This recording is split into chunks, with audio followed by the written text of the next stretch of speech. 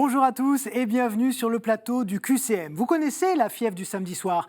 C'est pas du tout John Travolta. Non, c'est KTO, évidemment, tous les samedis soirs. C'est le quiz du Chrétien en marche. Et on vit aujourd'hui en plus un moment très très important. C'est la grande finale. On va enfin savoir qui sera le Chrétien en marche du mois d'octobre. Toujours dans la foi et dans la bonne humeur. Et rappelez-vous, chers amis, celui qui va gagner ce soir va remporter 1 an de livres à la procure à raison d'1 livre par mois. Nos 3 candidats, vous avez reconnu leur visage. Forcément, vous avez suivi leur parcours tout au long de ce mois d'octobre. Alors on n'attend pas plus longtemps et on se met en marche. Voici les premiers pas.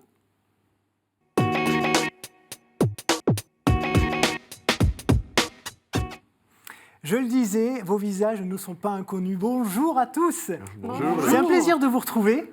Merci. Et on va commencer avec Kitri. Est-ce que vous pouvez nous rappeler d'où vous venez pour les gens qui ne vous avaient peut-être pas découvert en toute première semaine d'octobre ? Très bien, je viens de Loire-Atlantique. Je fais mes études à l'école du Louvre, donc à Paris.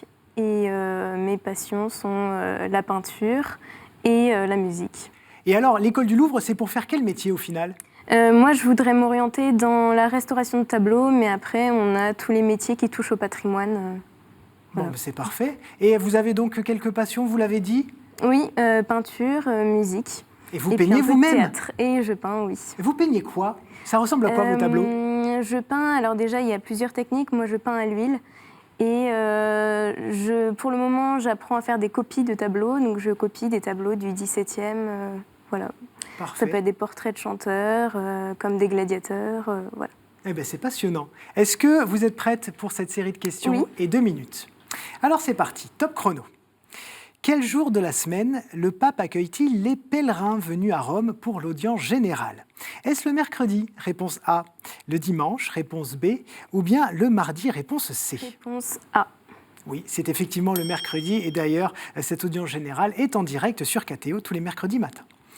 Quelle est la signification du mot hébreu « menorah » ? Est-ce que ça veut dire taureau ? Réponse A. Chandelier ? Réponse B. Ou bien pain ? Réponse C. Réponse B. Oui, c'est chandelier. Vous avez vu la lumière sur ce coup-là, bravo. En 2009, le mouvement ATD Quart Monde a décidé de donner au sigle ATD un nouveau sens. Aller tout droit, réponse A. Aide à toute détresse, réponse B. Ou bien agir tous pour la dignité, réponse C. Réponse C. Agir tous pour la dignité, c'est bien et c'est un 3e point pour vous. De quelle religion le kanda est-il le principal symbole, sachant qu'il est composé d'une épée à 2 tranchants entourée de 2 dagues courbes ? Est-ce le sikhisme ? Réponse A. Le jaïnisme ? Réponse B. Ou le gnosticisme ? Réponse C. Oui, elle est un peu compliquée. Réponse celle-ci. B. Ce n'est pas le jaïnisme, c'était le sikhisme, pas le cyclisme, rien à voir. Geneviève Gallois a créé et cuit les vitraux de son église abbatiale, mais laquelle ? Saint-Louis du Temple à Limon, réponse A. Saint-Vaast à Arras, réponse B. Ou bien Sainte-Foy à Conques. Réponse A. Oui, c'est Saint-Louis du Temple à Limon. Limon, c'est dans l'Essonne. Quel thème d'année fut proposé par Benoît XVI pour 2012-2013 ? Était-ce l'année de la foi ? Réponse A. L'année Saint-Paul ? Réponse B. Ou bien l'année sacerdotale ? Réponse C. Réponse A. Oui, excellente réponse et ça fait 5 points pour vous. Quel académicien publia chez Gallimard en 1986 « Dieu, sa vie, son œuvre » ? On va terminer la question. Était-ce Éric Orsena ? Réponse A. François Weiergans, réponse B, ou bien Jean d'Ormesson, réponse C. Jean d'Ormesson. Et oui, c'était Jean d'Ormesson qui nous a quittés le 4 décembre dernier, c'est-à-dire la veille de Johnny Hallyday. Voilà comment on a un peu oublié malheureusement la mort de Jean d'Ormesson et qu'on ne parle que de celle de Johnny Hallyday. Sauf sur KTO évidemment, où on parle de Jean d'Ormesson avant de parler de Johnny. Bravo Kitri, et 6 points, ça c'est un très très bon début. Bravo. Étienne. Bonsoir. Bonsoir, c'est un plaisir de vous retrouver. Merci. Alors, ce qui est toujours étonnant, c'est que quand on pense à conseiller funéraire, qui est votre profession, on voit toujours un peu le croque-mort de Lucky Luke, et en fait, on vous découvre complètement lumineux. On vous découvre super ouvert et tout. Pour moi, la foi j'essaye que la foi guide ma vie et mon métier aussi. Pour moi, c'est très important dans l'intériorité, puisqu'on respecte les principes de la laïcité, bien sûr, mais je suis dans une entreprise privée. Mais sinon, oui, c'est en effet profondément, j'ai envie de dire presque une vocation. Ouais, et merci d'ailleurs pour ce service, puisque vous accompagnez évidemment les familles, et c'est très important. Vos passions ? Toujours la musique baroque, toujours un petit peu le jardinage bio, la biodiversité, la permaculture. Ça m'intéresse, les nouvelles technologies pour la sauvegarde de la terre et de l'environnement, pour nos petits-enfants surtout. Oui, mais vous avez une grande conscience du coup environnementale pour protéger la planète. Absolument. On y va pour ces 2 minutes de questions. C'est parti, top pour le chrono. Quelle œuvre littéraire vendue à plus de 100 millions d'exemplaires utilise des thèmes chrétiens, dont le sacrifice christique du dieu Aslan? Est-ce Peter Pan, réponse A, Narnia, réponse B, ou Ulysse, réponse C? Narnia, réponse B. Oui, c'est Narnia. Et Pan, une bonne réponse. Dans la Bible, qui séjournait dans le Sheol? Était-ce les cochons, réponse A, les cuisiniers, réponse B, ou bien les morts, réponse C? Réponse C, les morts. Exactement, et vous êtes bien placé pour le savoir. Quel dogme marial fut proclamé par le pape Martin Ier en 649 au synode de Latran? Était-ce la virginité perpétuelle? Réponse A. La dormition? Réponse B. Ou bien l'ascension? Réponse C. Je pense la virginité perpétuelle. Et vous pensez bien, c'est la bonne réponse et ça fait 3 points pour vous. Quelle est la particularité de la croix de Jérusalem? Elle comprend 5 croix, elle est tréflée ou bien elle est verte? Elle comprend 5 croix. Oui, pour les 5 plaies du Christ. C'est une excellente réponse, 4 points. Quel père est honoré comme l'évangélisateur des îles Gambier à partir de 1834? Est-ce le père Nancy? Réponse A. Le père Marseille? Réponse B. Ou bien le père Laval? Réponse C.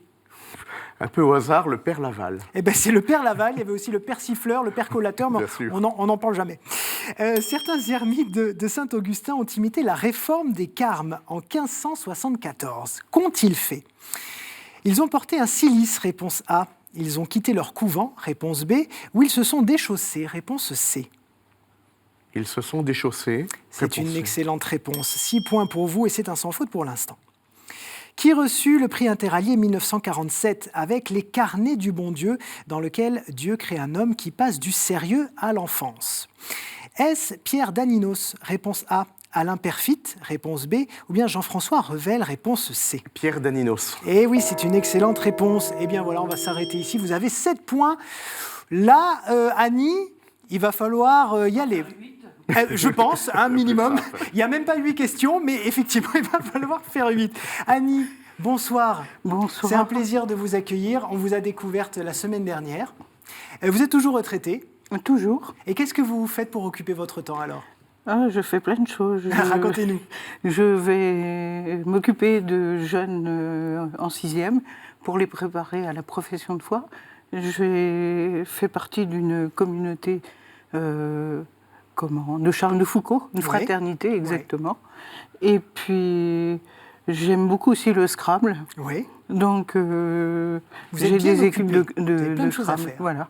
Parfait. Et donc vos passions, à part ça? Et mes passions, c'est la généalogie. Ah, voilà. Intéressant. Et est-ce que vous savez qui est votre ancêtre alors? Un ancêtre un peu connu peut-être? Non, c'est pas connu. C'est pas connu, bon d'accord. Parfait. Alors on va voir si vous connaissez justement ces questions qui pour le moment vous sont inconnues. C'est parti, on y va. Top pour le chrono.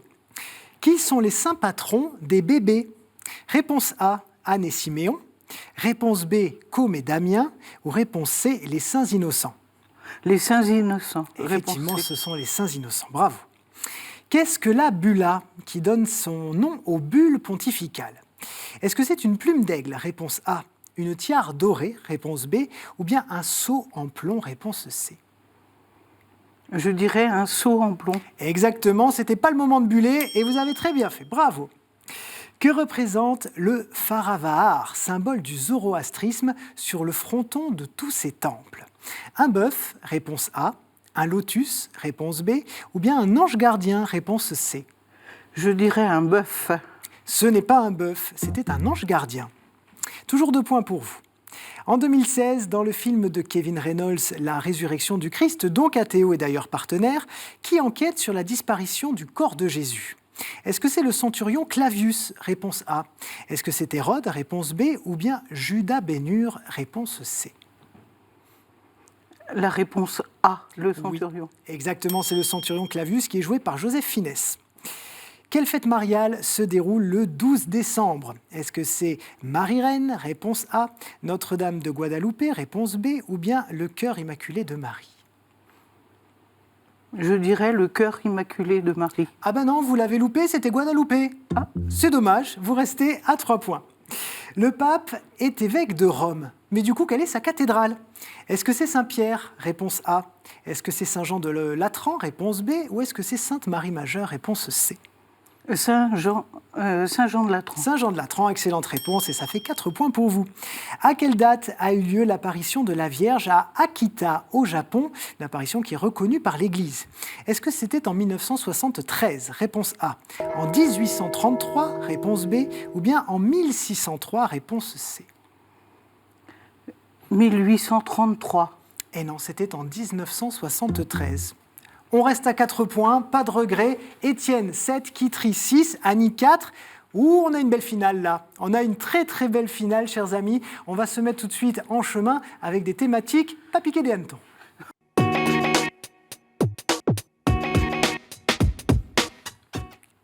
Et les voici tout de suite, ces thématiques, elles vont apparaître à l'écran. On va juste faire une revue des troupes, si on peut dire. Saints et témoins de la foi.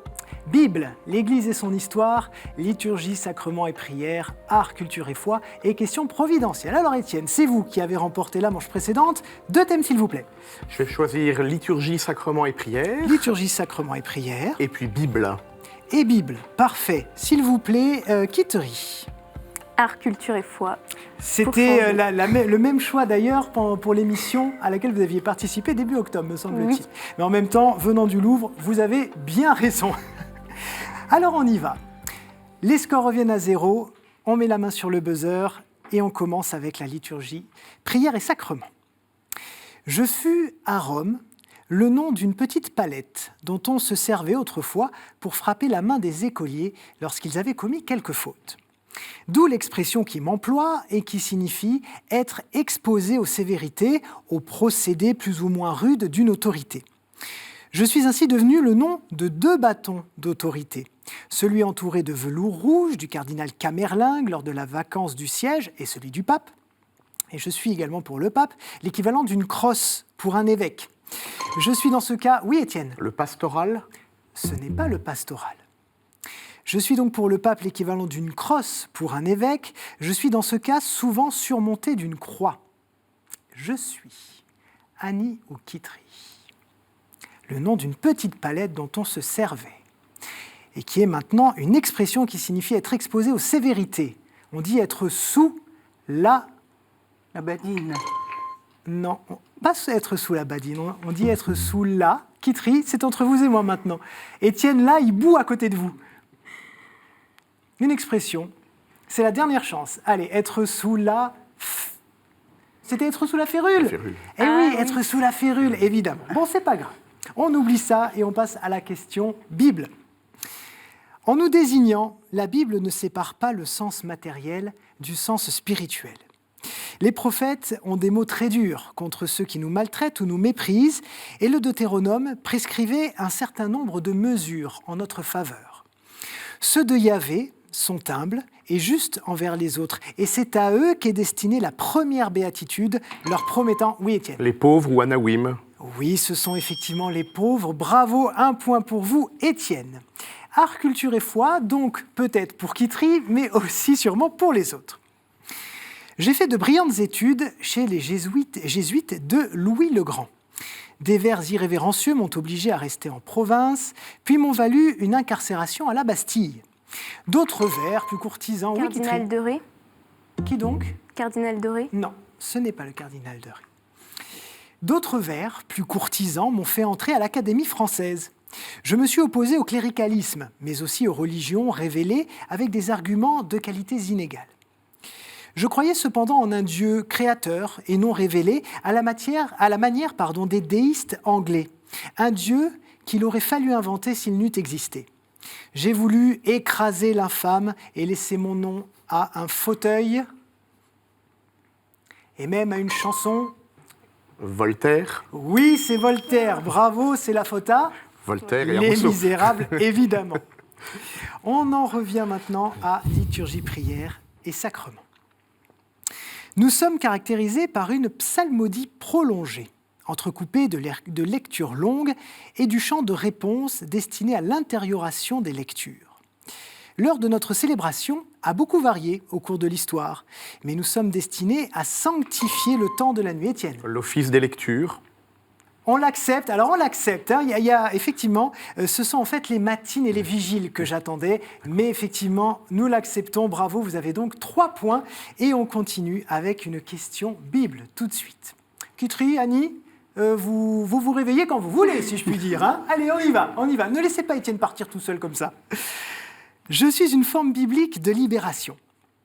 J'ai pu prendre la forme de sacrifices d'animaux ou de versement d'indemnités au temple en application du principe selon lequel tout premier-né mâle appartenait à Dieu. J'ai pu bénéficier aussi au peuple d'Israël, soustrait par Dieu à la servitude de l'Égypte. Dans l'épître aux Galates, Paul explique aussi que je suis la raison de l'envoi par Dieu de son fils, né d'une femme. Étienne. Le rachat. C'est effectivement le rachat. Annie, vous l'aviez. J'ai vu un petit geste de désolation, vous ne l'aviez pas. Kitri non plus.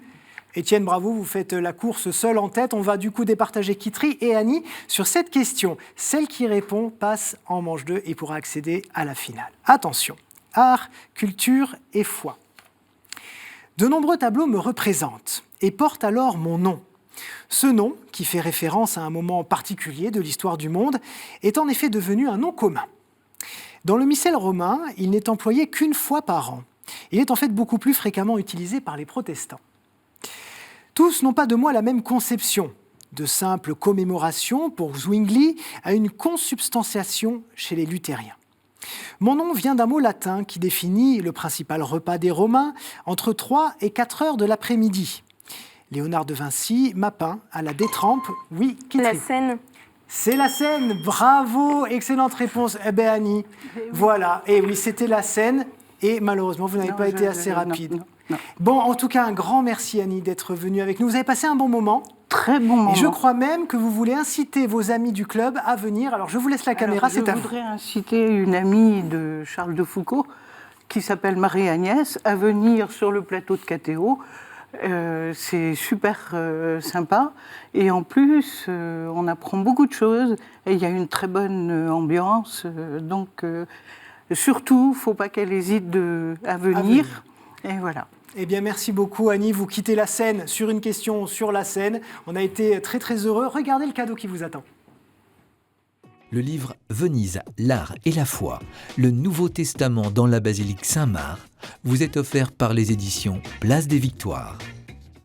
Et je ne vous ai pas demandé un petit coucou, Annie, peut-être? Alors, un petit coucou à la fraternité Charles de Foucault, et puis à ma nièce, et puis mon petit-neveu qui nous apporte rien que du bonheur. Eh oui. Voilà. Eh bien, on les embrasse tous. Merci infiniment. Et si vous aussi, vous voulez venir sur le plateau de KTO pour jouer avec nous et peut-être remporter le grand cadeau, on verra ça tout à l'heure, eh bien, il faut répondre à une question toute simple. Je suis sûr que vous l'avez.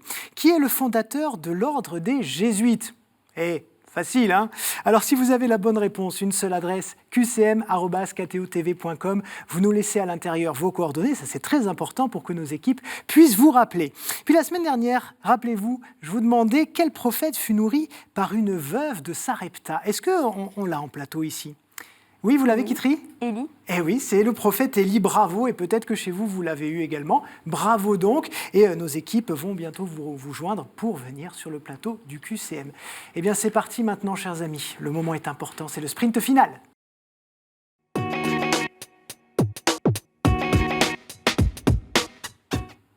Ouh, que ce moment est important, c'est vrai, hein, chaque semaine je vous dis c'est la grande finale, mais là on y est, c'est la grande finale, l'énorme finale si vous voulez.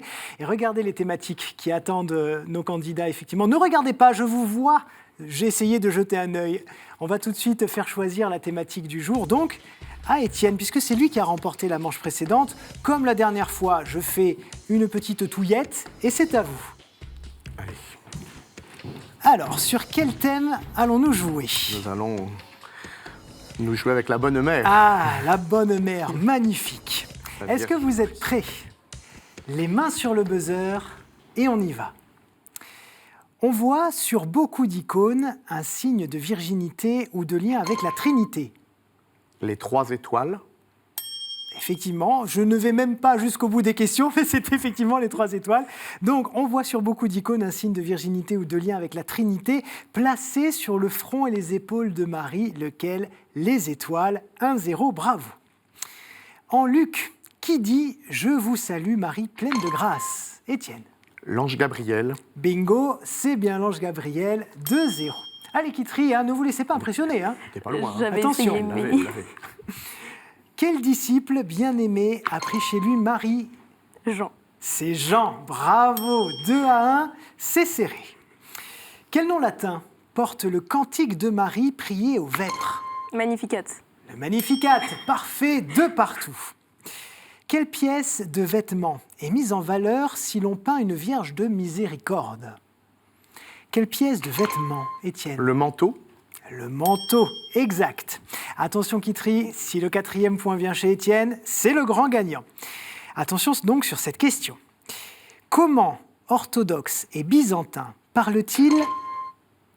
La dormition de la Vierge. Oui, exactement, et vous êtes le grand gagnant. Bravo. Comment les orthodoxes et les byzantins parlent-ils de la fin de vie terrestre de Marie? C'est la dormition. Et allez, je vous pose juste pour le plaisir la dernière question qu'il restait.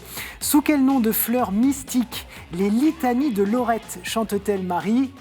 La rose. La rose. La rose, c'est la rose. Bravo. Étienne, avez une petite réaction quand même, parce que vous avez mené quand même cette finale de bout en bout. Ben, je suis très heureux d'avoir participé parce que l'équipe est très gentille et très accueillante et c'est vrai que c'est une vraie joie de venir.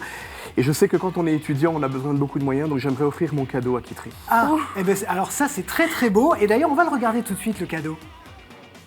Madame, la maison Laudate a le plaisir de vous offrir ce bracelet en argent et nacre, bijou délicat, symbole du lien entre Dieu et les hommes. Alors ça, c'est le cadeau de Kitri, parce qu'elle a perdu. Mais vu qu'Étienne donne son cadeau à Kitri, eh bien elle a un 2e cadeau. Ça c'est beau, regardez. La Procure est heureuse de vous offrir 1 an de lecture, soit 1 livre par mois, à retirer dans une de ses librairies à Paris ou en province. Ça c'est ce qui s'appelle être généreux. Merci beaucoup Ah oui. Étienne. Ça servira Hein, Je c'est suis sympa. Très, très touchée. pour tes Mais- études plus facilement qu'à moi. Merci beaucoup. Kitri, peut-être un petit coucou à passer. Oui, un coucou à passer aux étudiants de l'école du Louvre qui font partie de l'aumônerie. de notre Et venez aumônerie. d'ailleurs sur le Et plateau, venez sur le n'hésitez plateau. pas. Et puis à ma famille aussi. Voilà. Étienne.